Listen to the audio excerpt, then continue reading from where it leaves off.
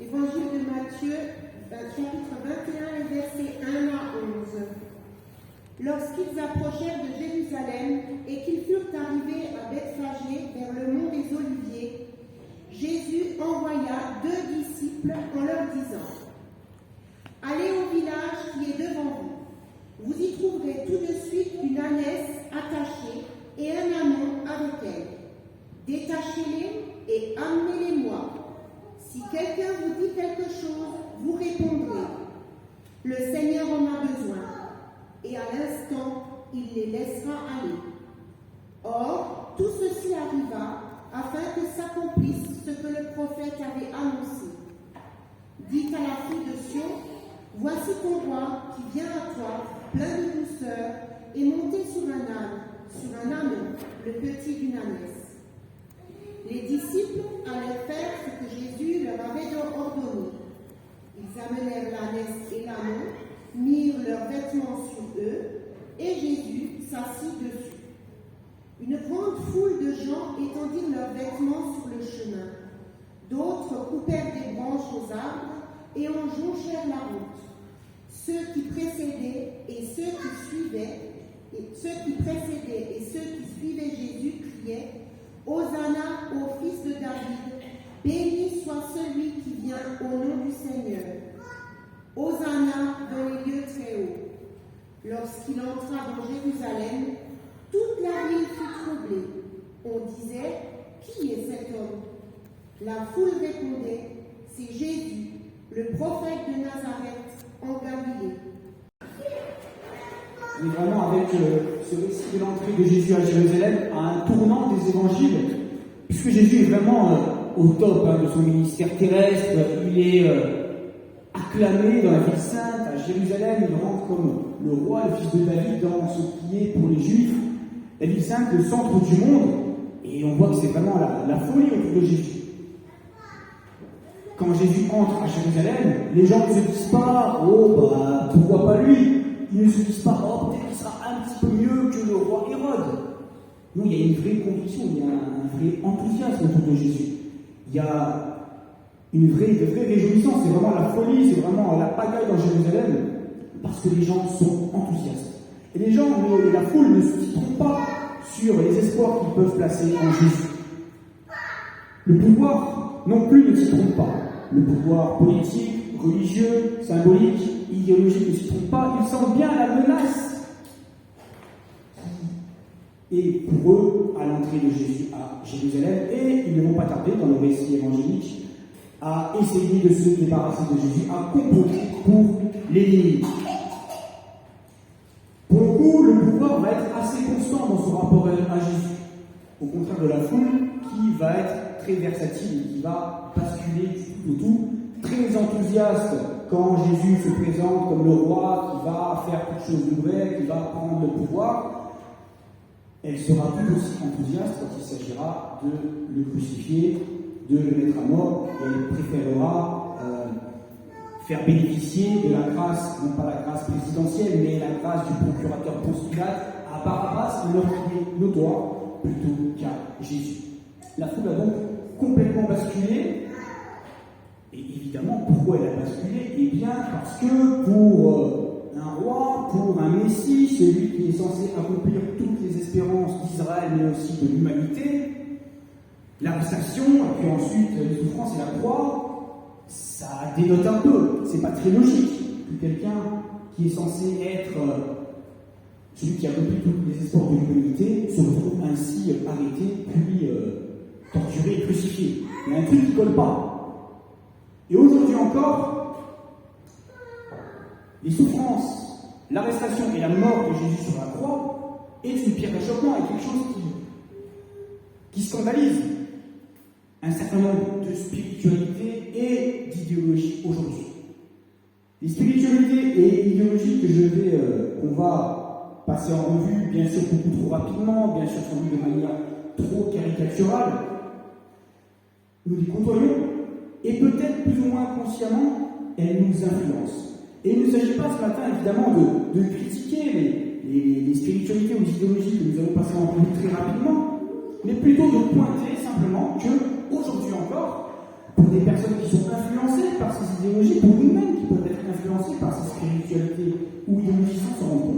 eh bien, aujourd'hui encore, les souffrances et la mort de Jésus posent question, posent problème, font scandale et semblent dissonner avec le fait que nous pouvons placer tout espoir en Jésus pour l'avenir de l'humanité.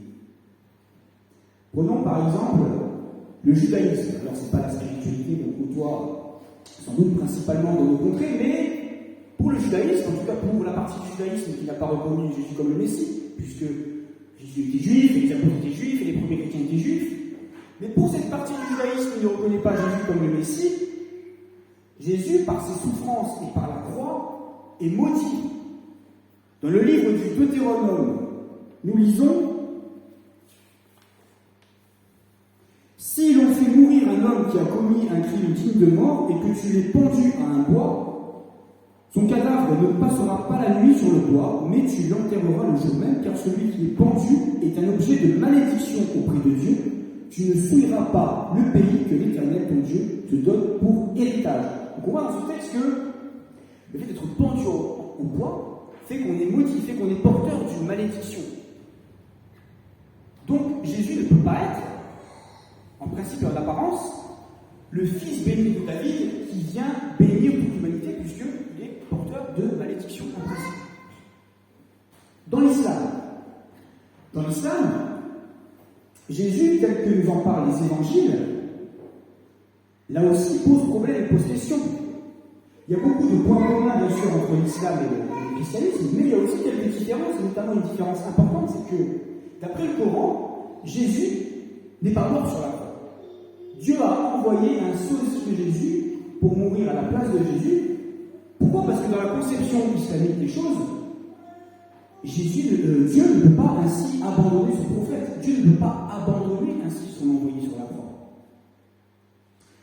De la même façon, pour ce qu'on peut appeler la mouvance New Age, ce qu'on appelle le New Age, et que nous côtoyons par la culture populaire ou par ce qu'on appelle une nouvelle spiritualité, pour le New Age, qui prétend répondre aux aspirations et aux besoins spirituels de l'homme moderne, la mort de Jésus peut être lue comme liée à son ambition exagérée pour ce monde.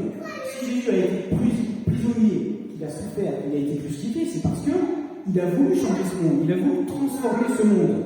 Or, pour le New Age, ce monde n'a pas vraiment d'importance.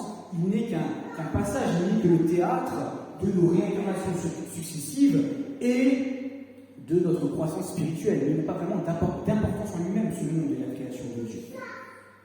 Et puis, pour parler plutôt d'idéologie et de spiritualité, si on pense à ce qu'on peut catégoriser comme la pensée révolutionnaire de gauche, eh bien, si Jésus est venu changer le monde, transformer ce monde, qu'il est une sorte de révolutionnaire, eh bien, force est de constater que c'est un révolutionnaire manqué.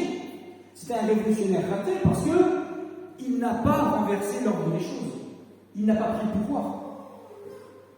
De la même manière, et j'allais dire au contraire, pour un certain conservatisme de droite, on va le dire comme ça, un conservatisme très partisan de l'ordre, eh bien le côté révolutionnaire de Jésus qui vient se présenter comme roi alors qu'il y a déjà un roi, qui vient comme ça mettre la pagaille à Jérusalem, eh bien Jésus fait scandale.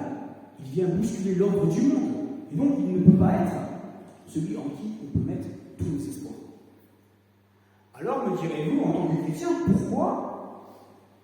pourquoi vraiment Jésus est celui en qui on peut se confier pour répondre aux espoirs de l'humanité malgré ses souffrances et sa mort? Et surtout en quoi ces souffrances et sa mort montrent que nous pouvons au contraire lui faire confiance pour placer nos espoirs et pour répondre aux espoirs de l'humanité. D'abord parce que Jésus vient rétablir la communion avec Dieu. Jésus vient réconcilier le ciel et la terre. Jésus vient réconcilier le monde matériel et le monde spirituel. En effet, dans l'Ancien Testament, on offrait des sacrifices, on offrait de la viande et des végétaux pour rester en communion avec Dieu. Or, l'histoire d'Israël a montré que le système sacrificiel ne permettait pas de maintenir et de rester en communion avec Dieu. Aussi, Dieu a pris l'initiative d'offrir lui-même son Fils en sacrifice pour justement réconcilier l'humanité avec lui. Et nous lisons dans le livre d'Ésaïe, Ésaïe 53, en fait, ce sont nos souffrances qu'il a portées, ce sont nos douleurs qu'il a supplantées. Et nous l'estimions touché, frappé par Dieu et humilié. Mais lui, il était déshonoré à cause de nos révoltes, broyé à cause de nos perversités. La sanction gage de paix pour nous était sur lui, et dans ses plaies se trouvait notre guérison. Aussi, Dieu a pris l'initiative de prendre sur lui les errances et les erreurs du peuple pour réconcilier l'humanité avec Dieu. Et donc, de ce point de vue-là, Jésus, malgré ses apparences, n'est pas source de malédiction, il n'est pas maudit sur la croix. Au contraire, il est bien le fils béni de David, parce qu'il réconcilie Dieu et l'humanité, et il porte ainsi en lui la bénédiction de Dieu pour l'humanité. En effet, les souffrances et la mort de Jésus ne montrent pas la faiblesse de Jésus, ne montrent pas l'impuissance de Dieu, mais montrent au contraire la force de Jésus et la puissance de Dieu. Parce que si Jésus a souffert des pires souffrances humaines et qu'il les a surmontées en ressuscitant, en se relevant de la mort, eh bien, en étant unis spirituellement à lui, nous pouvons nous aussi faire l'expérience de la vie plus forte que la mort. La vie plus forte que les petites morts de la vie, comme la vie plus forte que la grande mort, la mort physique. Et par conséquent, ce monde que nous aimons tant, mais qui nous déçoit sans cesse parce qu'il est abîmé par le mal, eh bien ce monde, il est aussi promis à la rédemption, il est aussi promis à la transformation. Si Jésus s'est corporellement relevé de la mort, s'il a été transformé dans sa matière, on va dire, eh bien de la même manière, le monde matériel, le monde que nous connaissons, la création de Dieu, est elle aussi promise à une transformation. Sauf que cette transformation, cet ordre juste qui nous est promis et que Jésus est venu instaurer et qu'il viendra pleinement établir à son retour, il ne se construit pas par la violence, par la domination, par la force.